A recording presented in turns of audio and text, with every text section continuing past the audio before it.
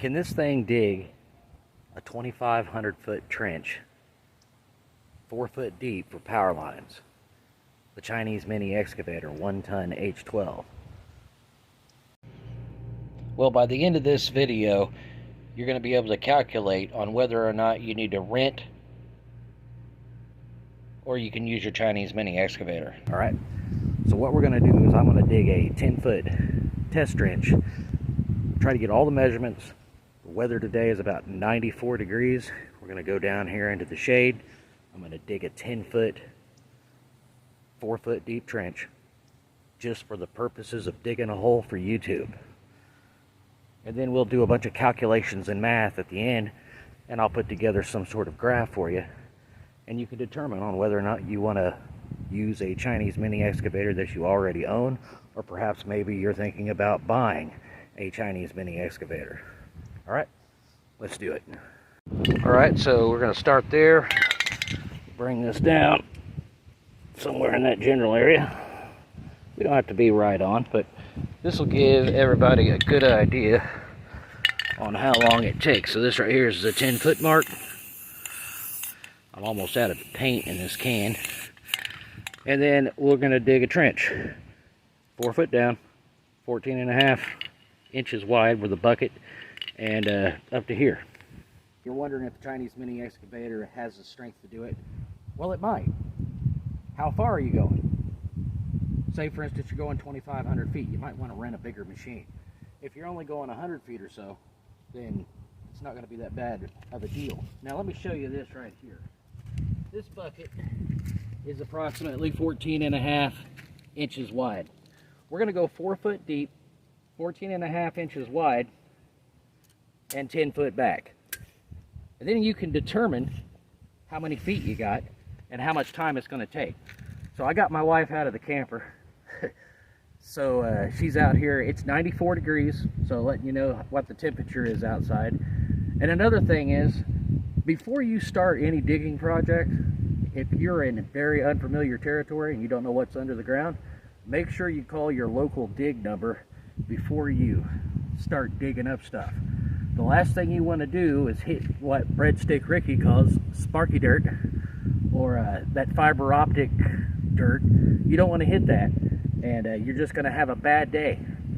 I'm not sure, I mean, you're going to have a bad day even if you call 811 dig and you hit something like that, but I would say in our area it's 811 dig. If you're around the country, if you're in Europe, do you guys have a number like that you call? What is it? Put it down in the comments so everybody that lives in your neck of the woods will know the number.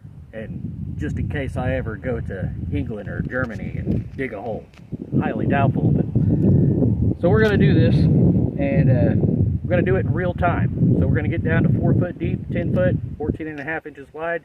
We'll do some calculations, and I'll give you like how much soil you're actually moving. And there's calculations like that online and everything. Another thing, I do have cooling fans on my Chinese mini excavator. This is an H12 Chinese mini excavator made by AGT Industrial, and it's 3 years old, and I've done a lot of work with this thing. I've got 2 cooling fans that I put on, which they're located right here, and I can kick this on and they suck air in and kind of keep more airflow across the 13.5 horsepower engine. All right, so let's get started, and hope you enjoy the video. If you do enjoy the video and you got a Chinese mini excavator and you want to see more videos like this, let me know that down in the comments. Let me know what you'd like to see a Chinese mini excavator do, and I'll try to do it. I ain't jumping off any cliffs or anything like Evel Knievel, because these things only move like 1.5 mile an hour. But anyway, stay tuned, and let's get started.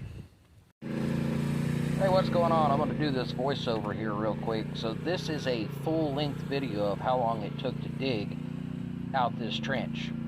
So it's like 27 minutes of this video, and I'm going to be doing some voiceover every once in a while in between it. As you can see, I'm digging. I've got my, oh, what the heck do you call that? I can't think of it right now.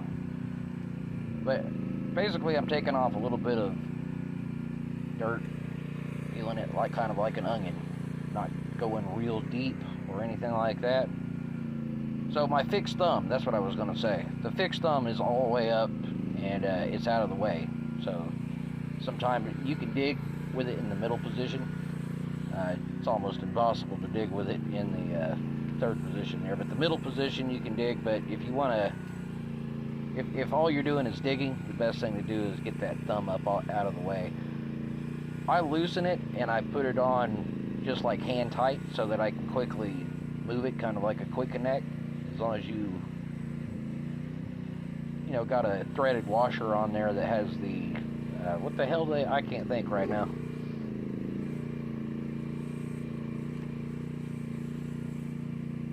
Teflon. You got Teflon or whatever, you know, just screw it on there to where it's tight, and, you know, check it every once in a while you're operating the machine to make sure it don't fall off.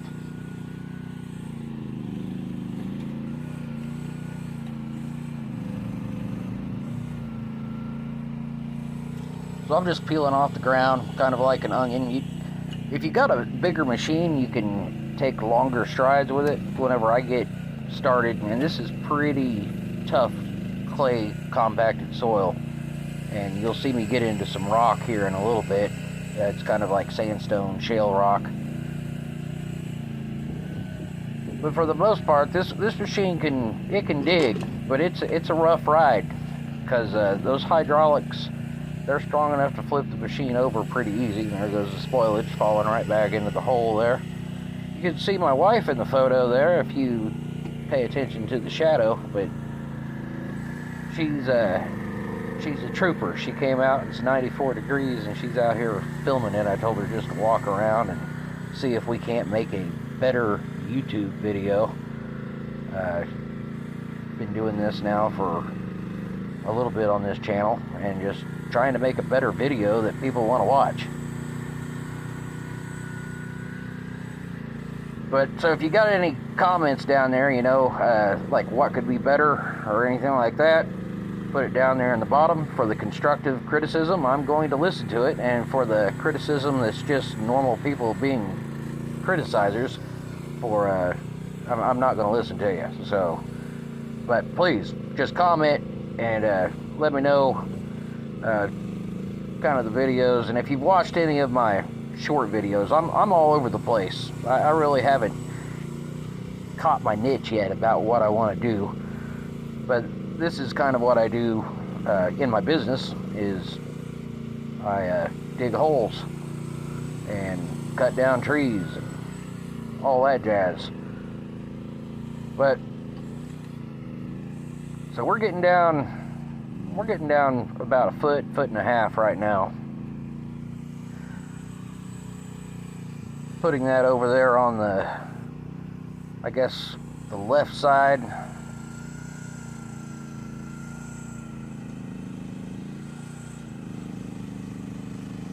You can see that every time I go down, here in a few minutes you'll see me turn the machine around, because you get better downforce when the blade's in the back.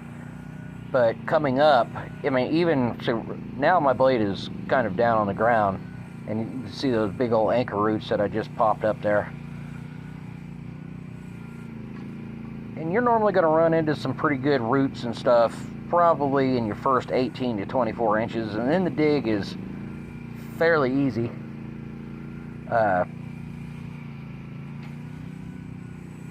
The dig gets easier as you go down, and then about another foot or so with one of these Chinese mini excavators, you start getting into that hard compacted clay, and you start getting into the shale rock and sandstone, and it just about puts you on pause for going any deeper.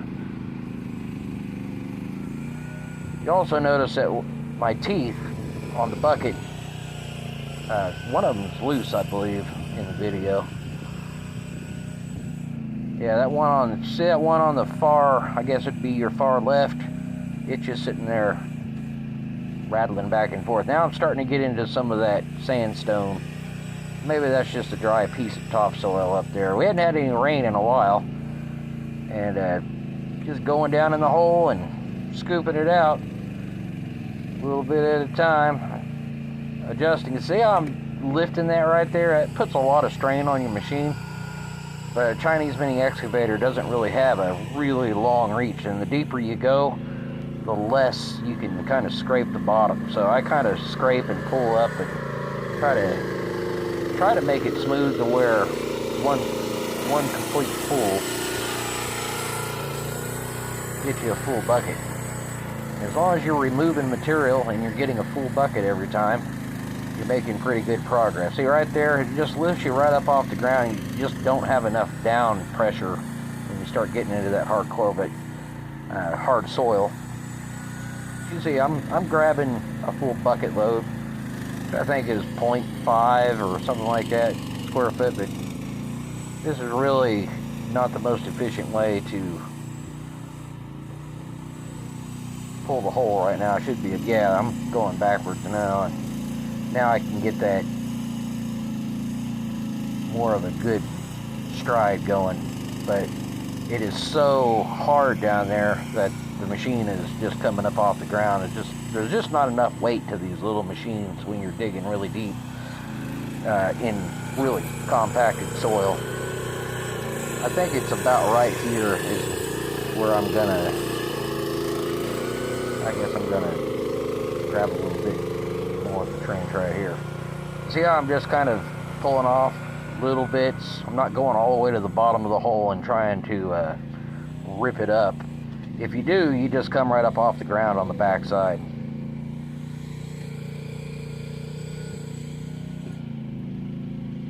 I think that was the moment right there that my wife had a wasp or something flying after her.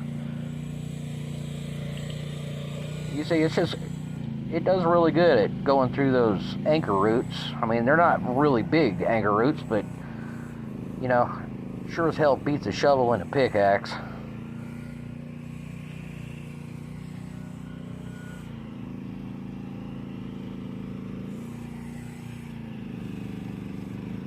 While you're watching this, let me know if the audio quality, I mean, I'm just using the cell phone here, so I don't really have a lot of options for audio, but I did level out the excavator in the background, trying to keep it not to where it's blowing over my voice, and my voice isn't blowing over or anything like that. So if you do have YouTube and you're just, you know, criticizing the editing or something like that, give me some of that down there in the comments. This is the first long form video I've done in a while.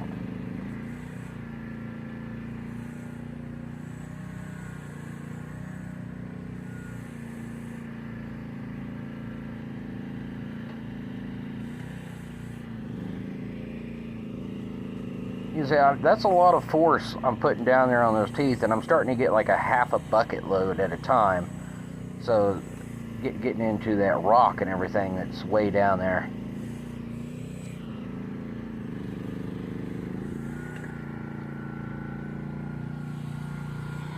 How I know whenever I'm getting close to 4 feet is basically if you were to level the bucket straight down and drop that down right up there at the top of your arm, right about where those lines are.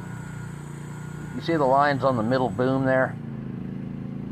Once you get about even with the ground with those lines, you know you're pretty close to 4 feet.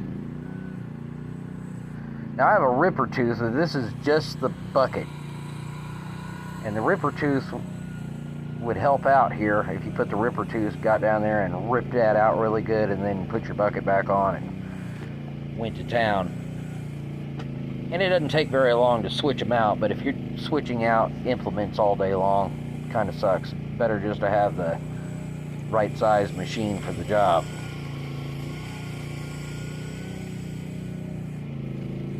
And this isn't even a project. This is just me having fun making YouTube videos here.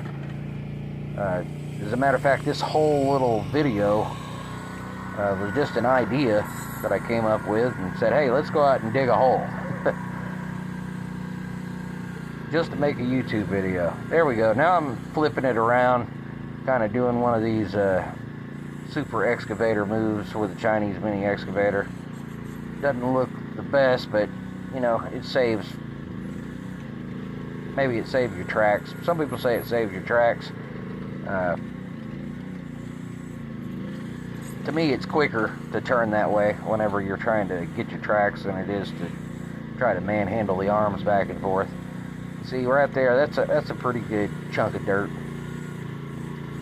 But I haven't put my blade down in the back. So, you might see me put my blade down in the back here. Did I even do it?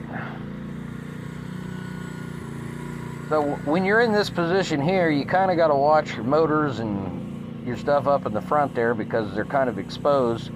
But if you put your blade down in the back, I think I just put it down right there. But you don't have any up force when you do this. See how I was pulling up the back? You got good down force, but not enough up force. And when your blade's in the front, you got better up force and you have down force, if that makes any sense. My wife turned the camera sideways there. You can see how I'm coming up off the ground. It's because that sucker is dragging in that hard.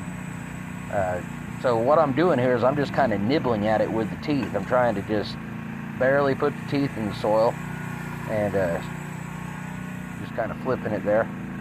Another thing with the Chinese mini excavator is to operate them smoothly. It takes a little bit of skill because they're really jerky and it just takes a little bit. But you get the hang of it. You know, trying to make a good smooth movement is what I like to try to do, and it's like a constant battle on one of these things. Especially when you're trying to drive them. Well, I'll make some videos on how to go across the trench and everything on one of these as well. Your tracks aren't very wide. They don't move very fast. But once they get to a spot where you're planning on digging, they can do a lot of damn work. I actually thought about getting one of those Harbor Freight trailer pull behinds, but I think I made the right choice by going with this one. I just like it that the main thing is that it drives, you know, and here I am knocking out that spoilage back in the hole, and it's easier to clean up your sides like this, I think, than it is to, you know, have a shovel or something in there.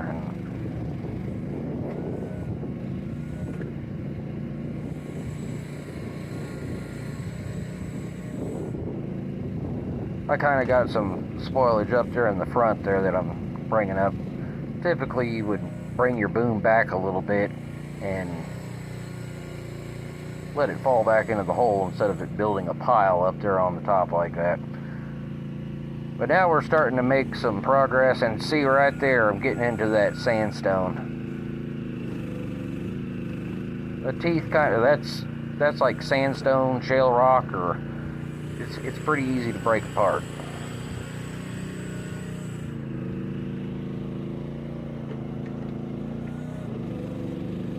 There's a pile of dirt sitting over there. And it's like a solid sheet of that stuff. The thing is, it's kind of stacked like a pancakes. It breaks apart really easy. Now, if I was getting into some solid granite or something, if you live somewhere else where there's not a lot of sandstone, you get into hard rock, this thing it's going to be done digging at that point. But a ripper tooth can go through that pretty good. You can see it, all the, so we're ripping through the stone and all the roots and everything that it's ripped through so far. And I've got the cooling fans on. Like I say, it's 94 degrees, and you'll see toward the end of this video, hydraulics, they can get really hot. So if you're digging on something long, you want to just take a break. I would say I normally don't operate my machine more than an hour when it's hot outside. Now, if it's 30, 40 degrees, I can operate it, I feel, like all day long just about, and it doesn't bother it. But when it's really hot, maybe an hour or so worth of digging. I gotta plug my charger in here.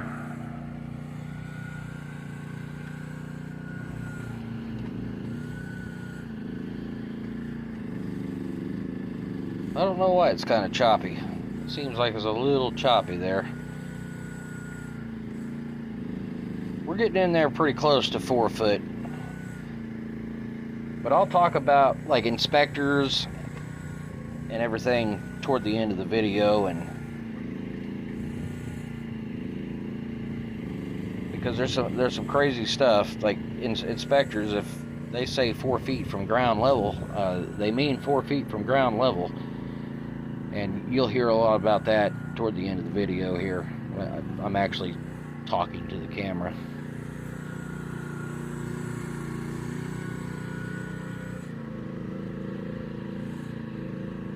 I don't know, I'm sitting here watching this and doing a voiceover while I'm editing, and it seems like that's really, really choppy. But I'm not sure if you guys are seeing it that way or not.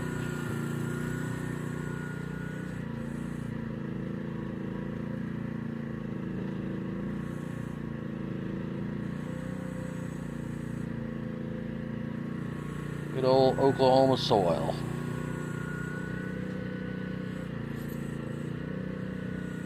I thought about getting one of these things for about a couple of years before I actually decided to get one. And I wish that I would have got it a long time ago, because when you automate your work, it sure makes things a lot easier. The main thing I use this Chinese mini excavator for is tree work, just loading logs and getting into tight situations. I've actually been able to handle retaining wall blocks with it and stack, 80-pound retaining walls.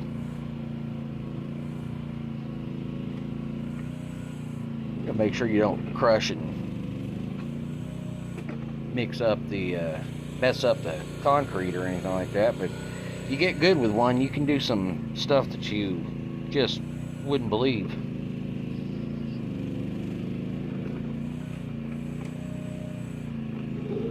I think here, see, I've got really good downforce going on. I'm trying to scrape that stuff on the bottom to get a good bucket load. I'm actually going in way too deep and coming up, and the buckets are getting harder and harder to get as I get deeper into that sandstone and shale.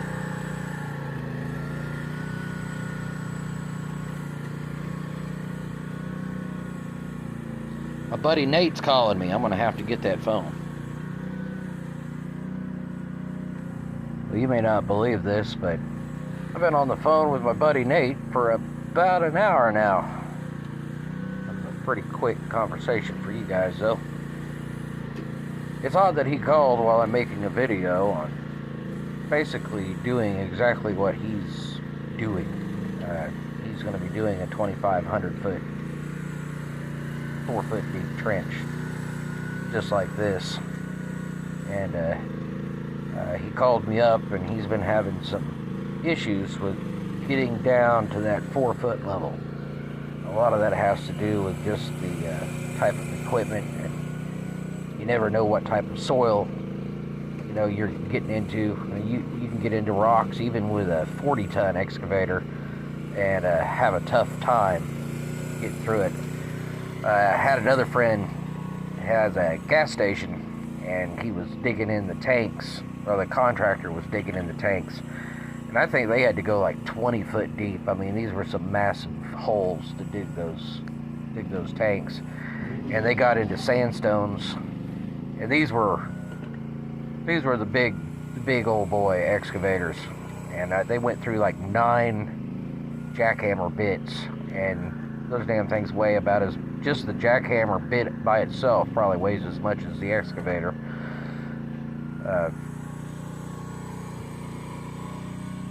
Thousands of tons of dirt just moved on that project between building the parking lot and getting all that stuff done.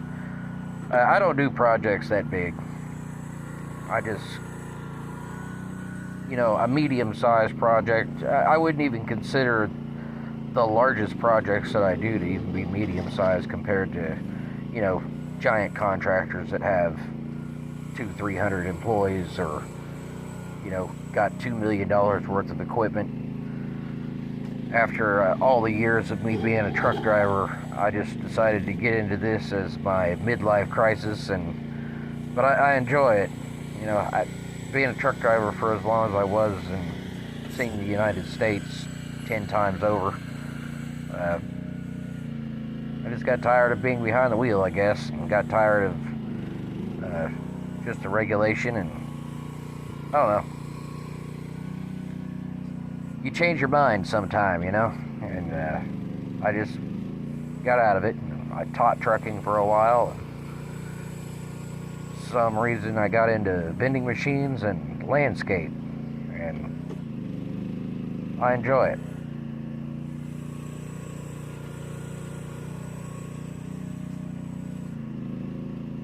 I'm one of those guys where you're not trying to get out and just make $1 million anymore. Just make enough and live comfortably and keep your expenses low, and I have a pretty good time with that. And that's not for everybody. I don't know what the hell I did there, but it looked like I brought half the dirt back with me on top of the damn bucket.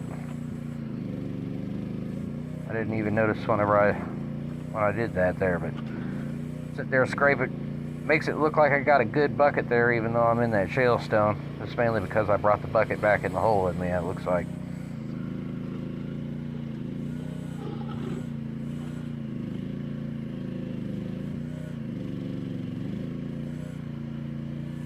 So as far as the YouTube thing goes, I've been doing this for a long time. I got some pretty crazy videos out there. I think I got 3 channels. This one right here, I just decided to try to see if I could grow it.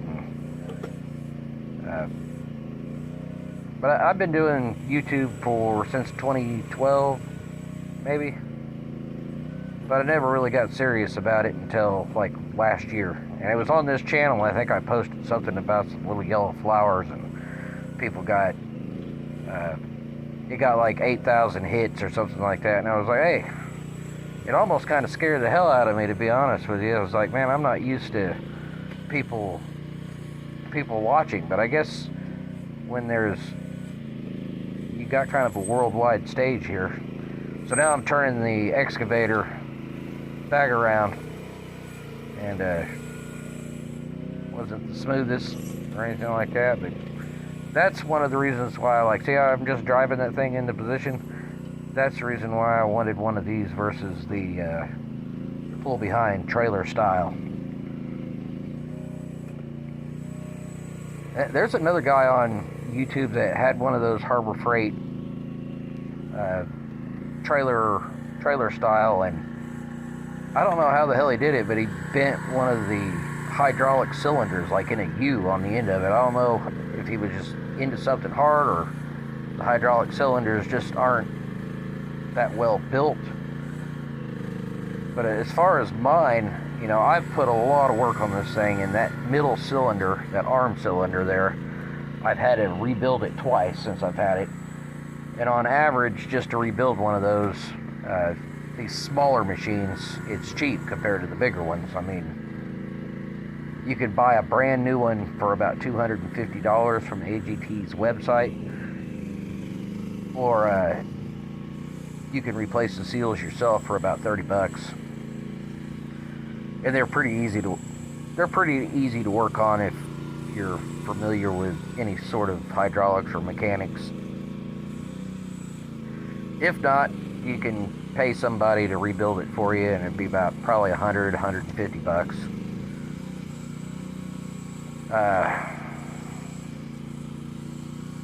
Max Hydraulics. You have to look that up on the internet. If you're around the Oklahoma area, they rebuild them. And if you do, give them a call up. Max Hydraulics in Tulsa, Oklahoma, I believe. and they can rebuild these cylinders. I'm not sure what they would charge if you shipped it in from out of state or anything like that, but that's who I use, and it's about 150 bucks. You could probably, it might be cheaper if you live out where there's no one that can rebuild hydraulics, to just buy another cylinder and put on there. There's a lot of oil rings and all that stuff on one of those hydraulic cylinders, so you kind of gotta, I don't think it's that hard to replace them all myself, but if it's hard for you, just buy another cylinder for $250, or call up some local hydraulic shops in your area. And the thing is, whenever I did bring the hydraulics in, they're in metric, and in the United States we do everything in standard, so they had to order the rings because they're just a little off from American made, but you can get that in the United States. And the other thing is, it's got a 13.5 horsepower Briggs & Stratton motor, and they're really easy to work on. You look at the Predator motors or the Kawasaki's, or those are the only ones I can think of right now. Coleman. A lot of the motors are pretty much the same.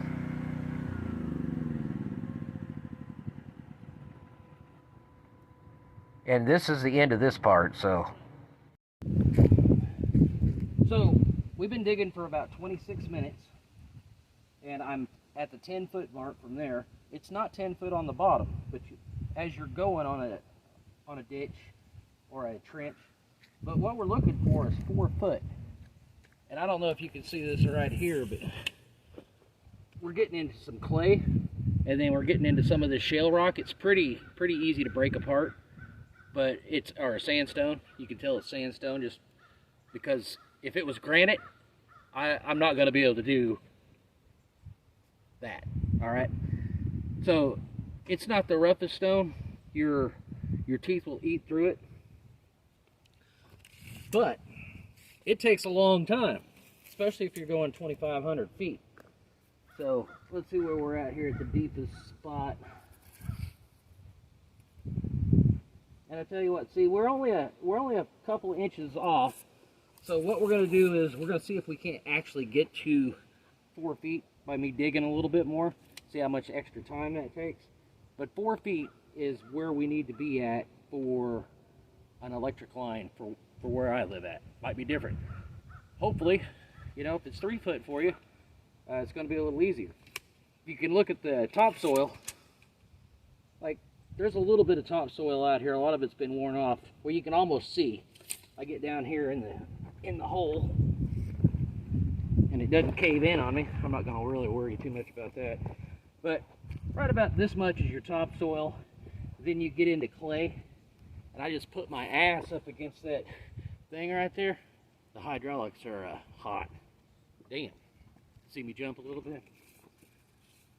So when you're measuring a hole, you need to make sure that you're measuring from ground level, where you start to dig at. And in this case right here, we need to go 1, 2, 3, 4, 5, 6, 7, 8 more inches. And that starts getting this machine to where it's working pretty tough. And this is some hard compacted stuff down here. So one of the reasons why I kind of like to leave a little bit of a slope on the side is that you can walk up kind of like a ladder. Unless it's wet, then it's going to be like a slip and slide. So this is very dry. It hadn't rained in a while. So we'll go back to the other camera here for just a second, and then I'm going to add the times in, because the other, well, whenever I'm actually digging, that's real time. And we'll see if we can't get down that extra 8 inches. And sorry, honey, it is at least it's not 110 and high humidity. It feels good out here today. So I took a little break and I took some measurements, and I think I came down to 3 foot 8 inches or something like that.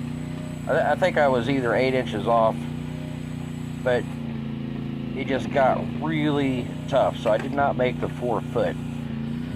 I could have went and put my ripper tooth on and got it, but for this video it was just to see if the bucket could get down to that depth, and it probably could if I scraped on it for a little while longer. But approximately we got close.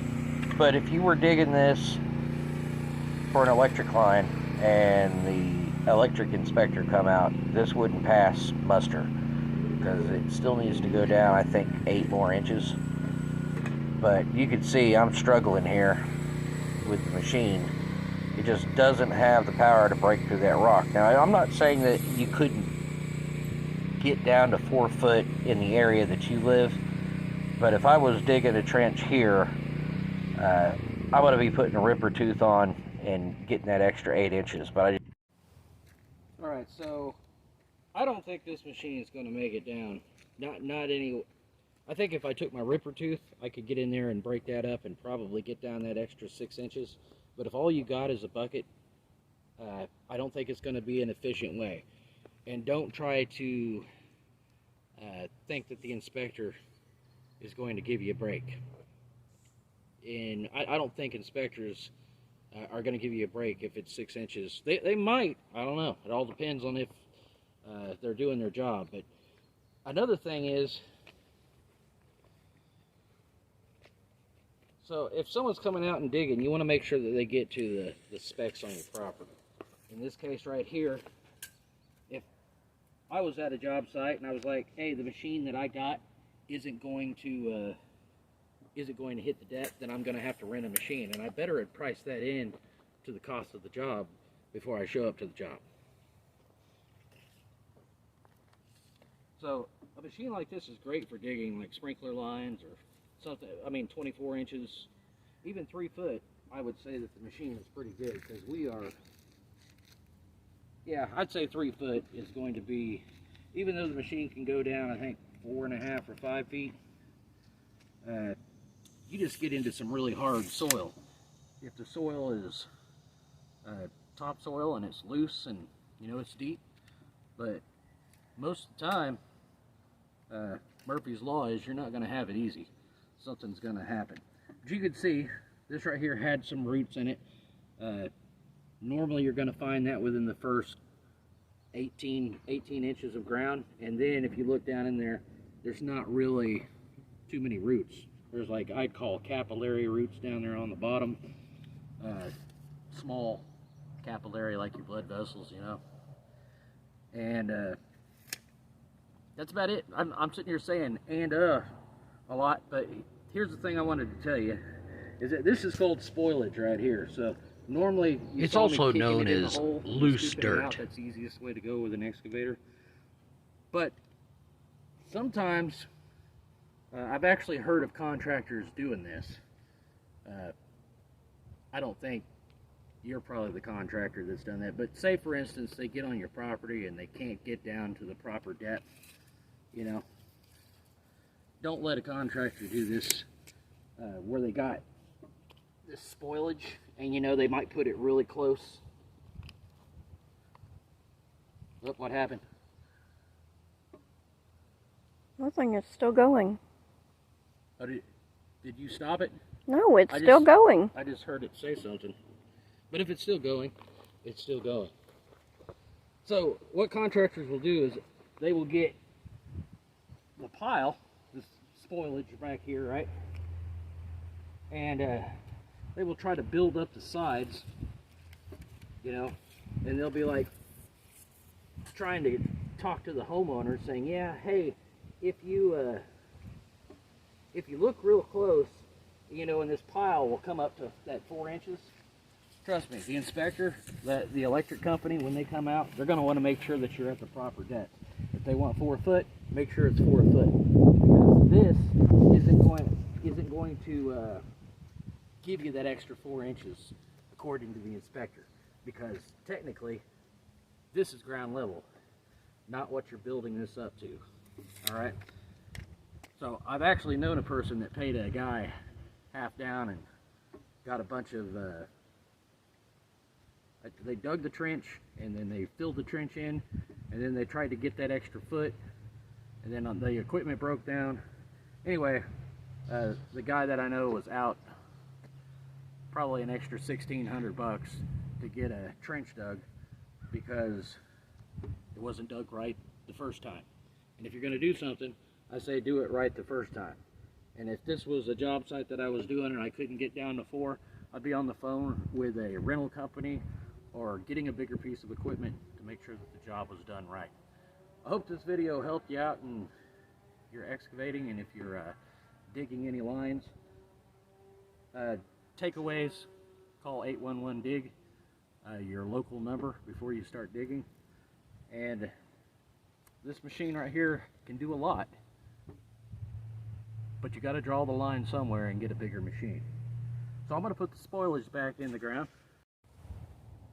In other numbers, Chinese mini excavator, 2,500 foot trench, 4 foot deep.